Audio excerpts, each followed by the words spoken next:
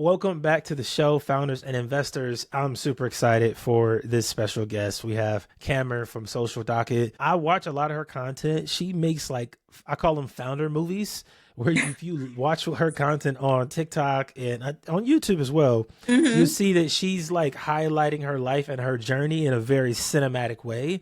And if you're a founder, it's going to inspire you. Kameron, welcome to the show. Thank you. Thank you. I'm so excited to chat and thank you for that little shout out. So I want to hear more about Social Docket. What is this problem that you're solving right now? Yeah, so Social Docket, we are building an AI powered modern legal infrastructure for the creator economy. So, a little backstory on me, I have been a creator over a decade. I tell people I was so early in the creator economy that you could just press a button to turn on monetization on YouTube. So, we're talking 2014. People didn't really know people were making money. I didn't even know. I had a creator friend tell me to press a button to turn on the monetization. Now they have requirements, it's a little bit longer of a process.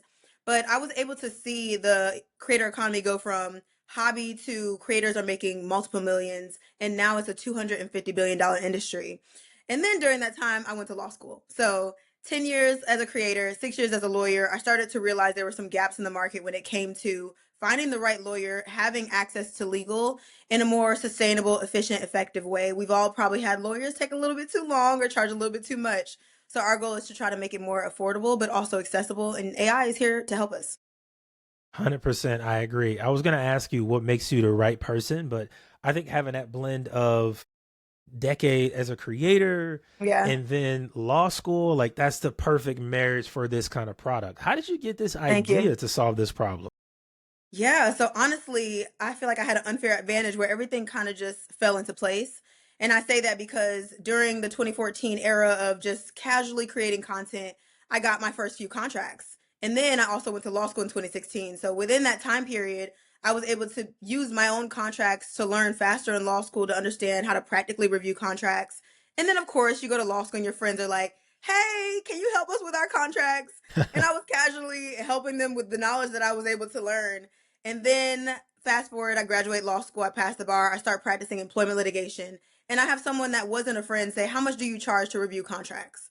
And in that moment, I was like, wait a minute, there's something here. Creators are starting to realize, wait a minute, I'm running a business. I need help with legal, and I want to talk to a lawyer that gets it. Not just a lawyer because they have the status and all that is great and fine and dandy, and I love my fellow colleagues, but a lawyer that is doing the hard work with us, that understand the process of deliverables with brands, understand the workflow, the deal flow, and how difficult it can be to advocate for yourself in this industry that is so new. It may feel like it's been going on for a while, but it's new.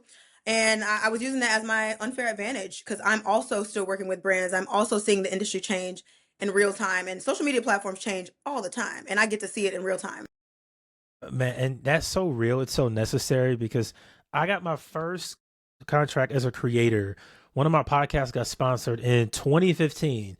I Love got that. this long contract and I was like, I didn't know what any of it meant. It's like lawyers speak is like a mixture of that old school Bible scripture and hieroglyphics. Literally. And I'm Yeah. going through it like I didn't know. What's funny is I actually messed up a couple brand deals because of that, because I couldn't Mm, understand the language. Had a yeah. network, we had sponsors everywhere, and it fell apart. It was just Yeah. abysmal failure because I didn't know what I was doing on the legal side. So Exactly. I personally know that this problem needs to be solved. I hate to hear it, but I love to hear it because it's everyone's like start off story when you finally get your first brand deal and you're like, oh my God, I'm about to start a real business. And then you get the contract and you're like, now wait a minute.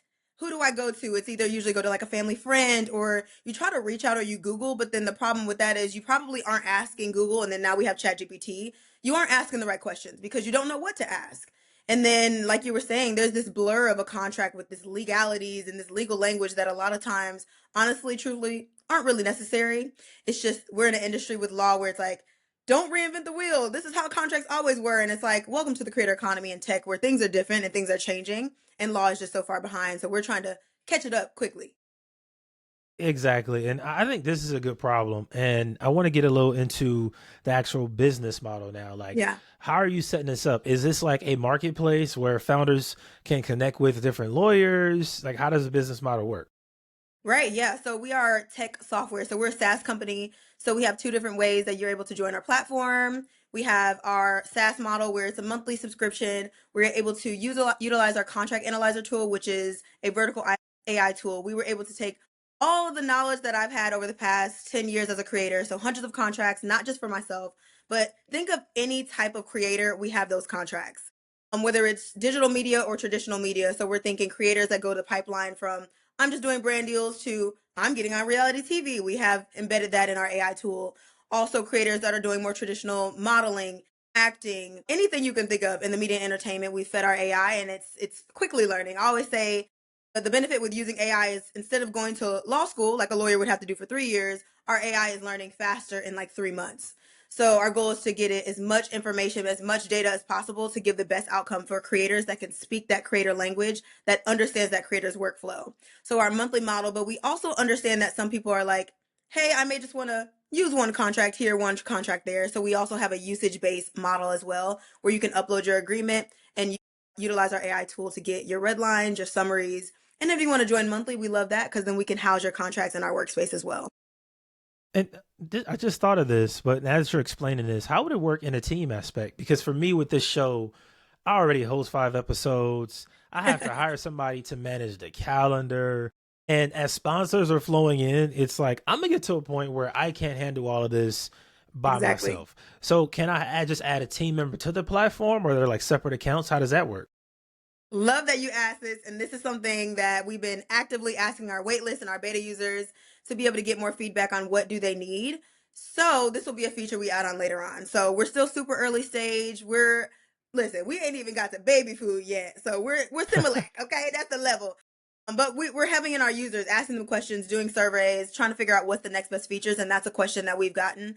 And our idea is to create where you can have multi-seat accounts where you're able to add on your team members, whether it's an assistant or even eventually agencies where they have talent managers and they have a lot of creators in their wheelhouse. So we're trying to find ways to expand it. But right now, we're just really trying to stay focused on our product and development to really get our contract analysis tool up to par and then have our workspace where it's interactive. You can search the agreements that you've had. Our AI can learn from your behavior to focus on the core of our foundation of the product, which is contracts.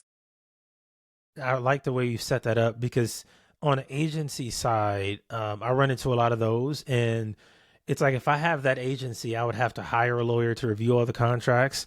And instead of paying a lawyer 150, 200K a year, I can use this Right. platform and that saves my business a ton of money. Exactly, exactly. It's my thought is there are going to be some things where you need a lawyer. As a lawyer, I tell people all the time, you know what, at this stage, go get a lawyer. But the benefit of joining our platform and getting in our ecosystem is once you have that stage where you need a lawyer, you'll be able to ask the right questions, not waste as much time, not waste as much money, and hopefully you're seeking the right legal advice. A lot of times we just go to a lawyer we know and we're like, oh, well, maybe they can help us. No, we'll be able to guide you through that. So even though our model is really heavy on software, because I believe that is going to close that gap faster because AI is faster. Tech is going to be faster than any human. That's just what it is. But also adding on eventually a human layer where if you do need to seek that additional one on one consulting, we will have that as well offered at a later date. Yes, yes. I think that is key. That is huge. So, who are the competitors that you're really going against in this kind of market? Like, who is it that in this development stage you've been looking at? Like, they do that great and you're kind of taking from them. Yeah, so the first competitor when we were kind of brainstorming this idea, we're like, okay, LegalZoom is like the top legal tech B2C company. And has been for years. And I think initially people are like, well, how is that a competitor? Just for the fact that when you are an individual and you're like, I know I can't afford a lawyer, but I know I need some help, you probably go to a platform like a LegalZoom, a Rocket Lawyer, where it's just been going on for years and they have the templates and they seem to make it seamless. However, the difference is it's not specialized. So specifically one for the creator economy, but even more expansive than that, where our projected reach is going to be the digital workforce. So right now we all go to college, right? You know, most of it goes to college. You get the job, that is changing, and we're trying to build the infrastructure for that change. And the foundation of that change are content creators. But eventually, those content creators are doing what? Investing in companies, seeking equity, building these multi-million dollar media companies, and it's all on the basis of a digital workforce. So our goal is to specialize kind of in that versus being the general that LegalZoom is. Plus, we have AI and we get to start with that versus them starting with templates and then embedding it later on. Yeah, and I think that that layer of specificity is what can help you stand out because Mhm. I went to LegalZoom when I got my contracts, and See? sometimes when I had to make some and going to them, it's so like it's Outdated. weird. It's like Yeah. it's like if you need training for the Olympics and then you only run into coaches for the Winter Olympics. It's like this is Right. not the same. It's kind of the same, but it's not, and Right. that really throws you off. So now I think what a lot of people are doing, and I literally just did this last week, I promise you. I got a brand who wants to sponsor the show. I Hmm. just went to Claude and I said, make me a contract. Like that's what I did. Yeah. Yeah. Yeah. Straight to Claude. So exactly. And that's definitely speaking of Claude. So Claude, ChatGPT, some of these other generative AI platforms, of course, they're competitors as well. But again, our main focus is going to be the fact that it's a trusted platform. You know, a lawyer, that creator built it. Also, we're really heavy on creating a vertical AI tool where it's very specialized, very niche, very filtered, very privacy heavy, protected. Our big thing is compliance and guardrails. Being a lawyer, of course, that's something that I'm paying attention to make sure that when you come to our platform, you know there's a layer of protection and your data privacy is something that is of the utmost importance with us. And then eventually helping you with your entire workflow. A lot of these platforms, I see people are asking the wrong questions. If you ask Claude a question, it's going to give you an answer. But if you ask the wrong question, it's not going to correct you. So being able to build out True. the workflow and the deal flow to help you ask the right question is something is important to us. That's a really good point. You got to know how to kind of work with AI and make it a Yep, partner what you're doing. And even I even exactly. have my AI challenge me sometimes. I say like, okay, if this is a bad Same. idea, tell me it's a bad idea. Like, don't just kiss my ass and tell me it's all good. Right. Nuh-uh. Tell me Because this it is don't do stupid. I want to know. So, what is the go to that. market strategy here? What is the launch looking like? What's the game plan on that side? Yeah, so something that, of course, I feel like would be obvious we're doing is social media. So because our founder, me, is a creator, I'm not scared to post online and share the journey and really get into the weeds of building out our social media program. So two main things we're focused on with our go to market is social media, so organic posting, creating the storyline and getting the hype around, oh, they want to join our ecosystem. We try to focus a lot about community ecosystem that's heavy in our initiatives. The second layer of that is events. So bringing what usually is just only online in a more traditional, scary, unsexy law type of area and in real life events that are super non-traditional. So like our first event we did in November 2025 was at a nail salon. It's like, why would you do an event at a nail salon? Because beauty creators love beauty. Why not bring a group of specific beauty creators is what we did, like a small group. We allowed them to get their nails done, get massages, and we played legal bingo. So then they were learning about different terminologies in the contract, but also still having this beautiful space where they can create the content. Because then they create the content, they tag us, and there we are now back on social media and growing our marketing. So those are some of the things we're going to be bringing into 2026 and also collaborative with other creator led companies because law and legal is important, but there's other layers to your monetization and to your deal flow and your workflows. Those are some of our strategies moving into 2026. I think the events is genius because now that we've gotten out of the COVID era and everybody's Right. trying to get back to normal, which it's just different now. Thank you.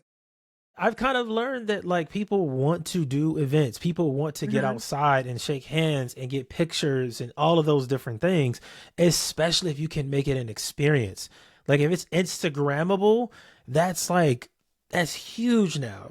Yeah, Even in the startup world, there are so many events and conferences and dinners.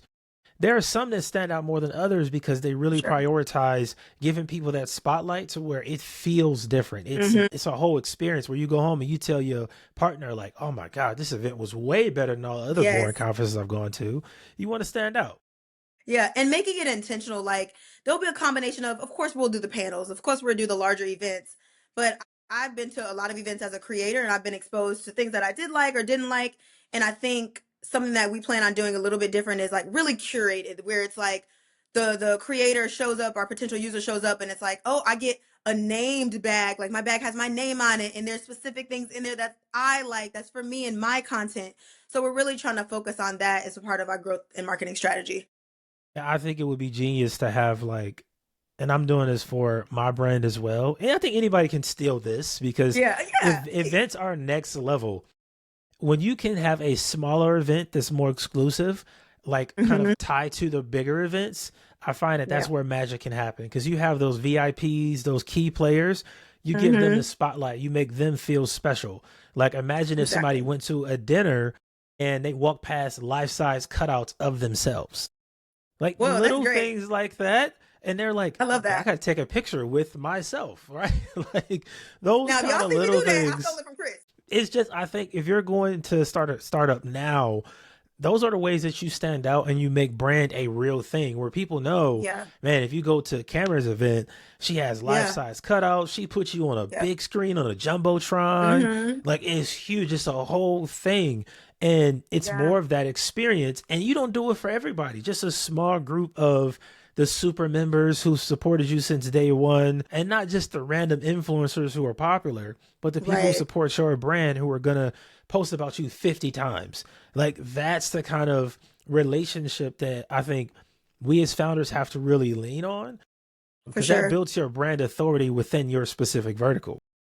I 1000% agree. And something that I'm quickly learning as a new first time founder, new feels like loosely now. I feel like I've been in the weeds, but is the importance of your user. Like, yes, you have to think about the money. Yes, there's so many hats we wear as founders, but my main focus is how close can I get to my user? How often can I speak to them? And I try to speak to as many as I every single day. I'm trying to interact with at least a handful of users or potential users to see where their mind is and what their thought process is. Because although I am a creator, at the end of the day, I am a lawyer. So there are some things that I just naturally like, oh, yeah, that's how it is. And they're like, wait a minute, break that down further. You're still talking legally.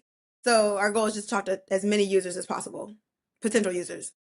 That's a perfect game plan. So let's talk about your raising stage. Yes. Are you raising capital? What does that look like for you right now? Yes. So transparently, just to put it in perspective, last year, this time, if you mentioned that, I wouldn't even know what you're talking about. I put myself in a year-long crash course. I was like, all right, if you're going to do this tech founder thing, no one's going to do it for you. Get the books. I got the venture deals book. Somebody just told me about fundraising. And I was like, I'm going to every event to speak to anybody that will talk to me. Hundreds of founders, as many investors as I could speak to get knowledgeable about the experience.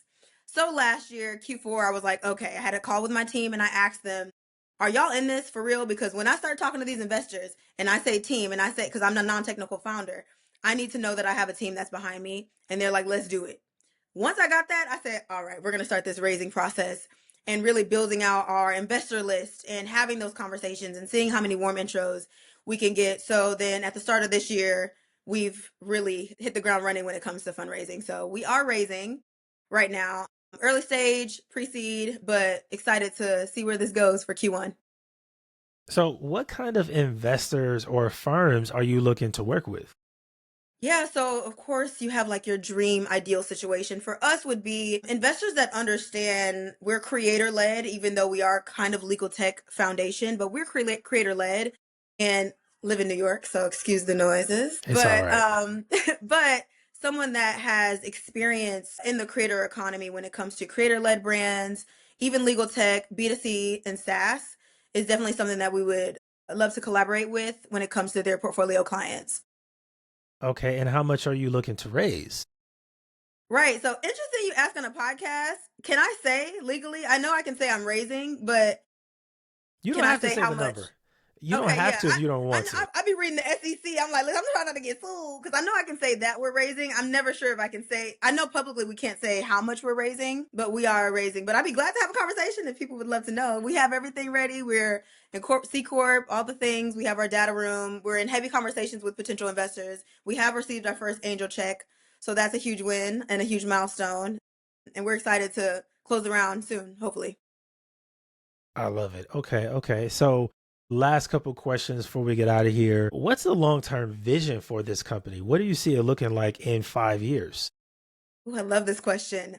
Our long-term goal is to go from just focus on content creators to helping the entire digital workforce. That looks like lots of layers. So you have your entrepreneurs, you have your photographers, videographers, models, artists, anyone that has a business that needs accessible legal access. that's faster, efficiently, and a little bit more affordable. And I think that's going to be our competitive advantage over the next years. So we're not just talking contracts. At that point, we're talking, of course, our contracts intelligence is the foundation, but revenue intelligence. How do you know how much to charge? How do you know how to determine your rates? And then building from that into the entire legal infrastructure, including your deal flow, including your workflow, including your business entity formation and things of that nature. We want to be the go-to spot for the digital workforce for everything legal and business related. I think that's like, I won't say the peak of AI, but I think the next phase. Like, I think phase one Mhm. has been people figuring it out and trying out the tools. But Yep. what's next is people kind of having a specific AI tool for a specific thing. And Yes, it won't just be this general thing where, oh, I need a contract, I'm going to go to Claude. It's like, I need a contract, I'm going to this place. I see it exactly. happening in fitness already where people need workout Hmm. plans or meal plans. They Yeah, want to go to specific apps for that versus having to program their own thing and ask a bunch of questions on Claude or ChatGPT, even Gemini. People want specific AI platforms to solve those problems. And I think that's how we're going to get exactly. even more people into it. Like my mom, she has no idea. Like I've been using AI since the day we could all access it. She still called it BPT. Like she has no idea. And I think the way we get those people to start using AI is having those specific vertical tools to Yes. solve very specific problems. Exactly. And I think when it comes to professional service like legal, business, taxes, it's all about providing the user with something that helps them organize those things. So that's also something that why I keep saying workflow and deal flow, because when you have a system where once I get in the ecosystem, if y'all are going to house this and help educate me along the way, I'm going to just stick with this platform and grow with you. So that's some of our goals too, to have a place to store everything, because we have the Google Drives, we have the DocuSigns, and all of those are great. But what if there was a one-stop shop for everything versus so many touch points? Is something that we're thinking about as well. Yes, yes. I love it. So I got this other question. This is a new one I'm asking founders.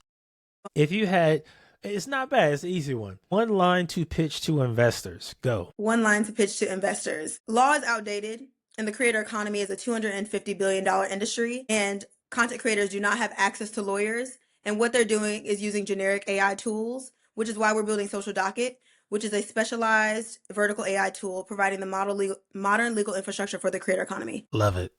That's good. I think that's good. On the spot, that's really good. I like Because I was that. like, hello? I like to Thank you, ask thank that you. question because I know that investors want that one line that can just drag them in and get their attention.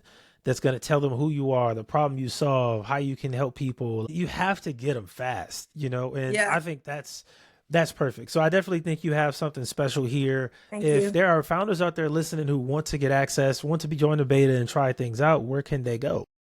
Yes, definitely make sure you guys join our wait list. That's where we're pulling from right now. Is socialdocketdialogue.com. It will be changing to socialdocket.com. But you can follow us on social media, social docket everywhere, Instagram, TikTok, LinkedIn, and that's going to be your go-to spot for updated information and updated features. Love it. Cameron, thank you so much for being such an amazing guest. Thank you. Thank you for having me. Yeah.